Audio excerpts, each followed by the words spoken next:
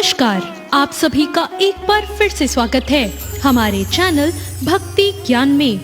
आज जानेंगे कि खाटू श्याम जी कौन है, कैसे बने वो श्याम बाबा और इनके पीछे कौन सी पौराणिक कथा है। आइए सुनते हैं खाटू श्याम जी की कथा। कौरव वंश के राजा दुर्योधन नेनी दोष पांडवों को सताने और उन्हें मारने के लिए लाशागृह का निर्माण कराने लगे, पर सौभाग्यवश वे उससे बच निकले और वनवास में रहने लगे। एक समय जब वे वन में सो रहे थे, उस स्थान के पास ही एक हडिम नाम राक्षस अपनी बहन हिडिम्बी के साथ रहता था। तब उनको मनुष्य यानी उन पांडवों की गंध आई तो उन्हें देखकर राक्षस ने कहा, इन मनुष्यों को मारकर मेरे पास ले आओ। हिडिम्बा अपने भाई के आदेश से वहां आई, जहां पास ही सभी भाई द्रौपदी के सहित सो रहे थे और भीम उनकी रक्षा में जाग रहा था। भीम के स्वरूप को देखकर हिडिम्बा उस पर मोहित हो गई और मन में सोचने लगी, मेरे लिए यह उपयुक्त पति हो सकता है। उसने भाई की परवाह किए बिना भीम को पति मान लिया। कुछ देर बाद हिडिम्बी के वापस न लौटने पर हिडिम्बासुर वहां आया और स्त्री के सुंदर भेष में अपनी बहन को भीम से बात करता देखकर क्रोधित हुआ।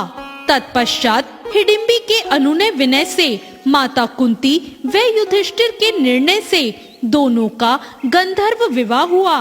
उपरोक्त अवधि के अंतर्गत हिडिम्बी गर्भवती हुई और एक महाबलवान पुत्र को उसने जन्म दिया। वो बच्चा बाल रहित था, इसलिए उसका नाम घटोत्कच रखा गया। हिडिम्बा ने कहा, मेरा भीम के साथ रहने का समय समाप्त हो गया और आवश्यकता होने पर पुनः मिलने के लिए वह कहकर अपने अभिष्ट स्थान पर चली गई। साथ ही घटोत्कच भी सभी को प्रणाम कर आज्ञा लेकर उत्तर दिशा की ओर चला गया।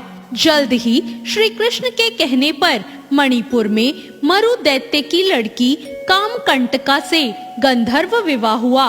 वह कुछ समय व्यतीत होने के बाद उन्होंने महान पराक्रमी पुत्र को जन्म दिया, जिसके शेर की भांति सुंदर केशों को देखकर उसका नाम बर्बरीक रखा गया।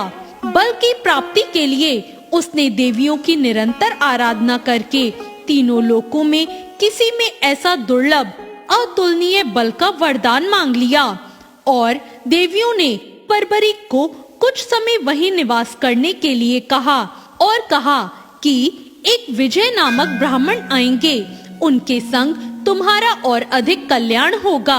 आज्ञानुसार बर्बरीक वहां रहने लगा।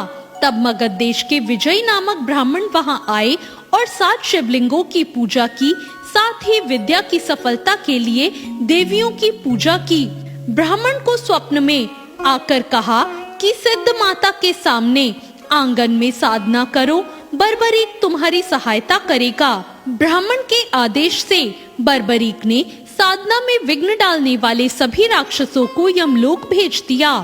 उन असुरों को मारने पर नागों के राजा वासुकी वहां आए और बर्बरीक को दान मांगने के लिए कहा। तब बर्बरीक ने विजय की निर्विघ्न तपस्या सफल हो यही वर मांग लिया। ब्राह्मण की तपस्या सफल होने पर उसने बर्बरीक को युद्ध में विजयी होने का वरदान दिया।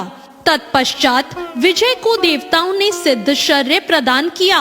तब से उसका नाम सिद्धसेन हो गया। कुछ काल बीत जाने के बाद कुरुक्षेत्र मैदान में कौरवों और पांडवों के बीच युद्ध की तैयारियां होने लगी।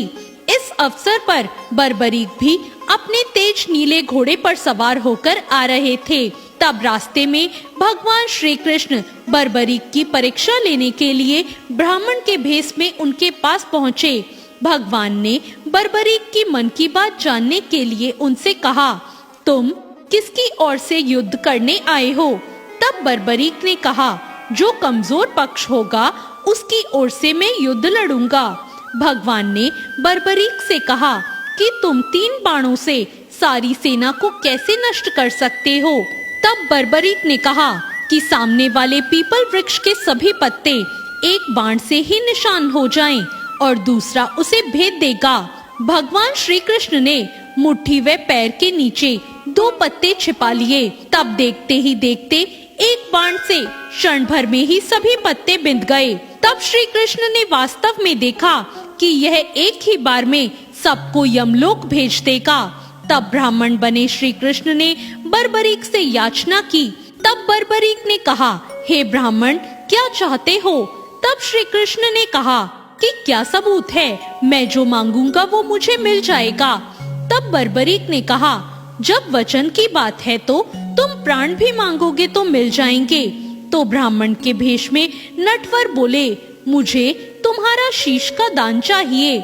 यह सुनकर बर्बरीक स्तब्ध रह गए और बोले, मैं आपका वचन सहर्ष पूरा करूंगा, पर सत्य कहो, आप कौन हो? तब कृष्ण ने अपना विराट स्वरूप बताते हुए कहा कि मैंने यह सोचा है कि तुम यदि युद्ध में भाग लोगे तो दोनों कुल पूर्णता नष्ट हो जाएंगे। तब बर्बरीक ने कहा कि आप मेरा शीश का दान तो ले लीजिए, पर मेरी एक इच्छा है कि मैं युद्ध को आखिर तक देख सकूं। तब भगवान ने कहा कि तुम्हारी यह इच्छा पूरी होगी। तब बर्बरीक ने अपना शीश धड़ से काटकर दे दिया। शीश को अमृत जड़ियों के सहारे पहाड़ के ऊंचे शिखर पर पीपल वृक्ष पर स्थापित कर दिया गया।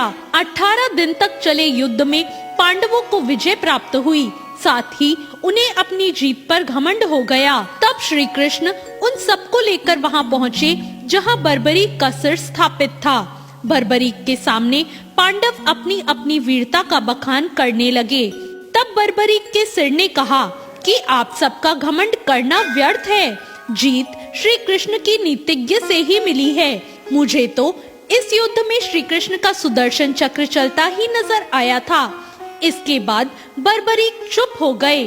तब भगवान श्री कृष्ण ने प्रसन्न होकर बर्बरीक को वरदान दिया कि कलयुग में मेरे श्याम नाम से तुम पूजे जाओगे और तुम्हारे सुमरण से सभी मनोरथ पूर्ण होंगे। तो ये थी खाटू श्याम बाबा की कथा। आपको ये कथा कैसी लगी, कमेंट करके जरूर बताएं।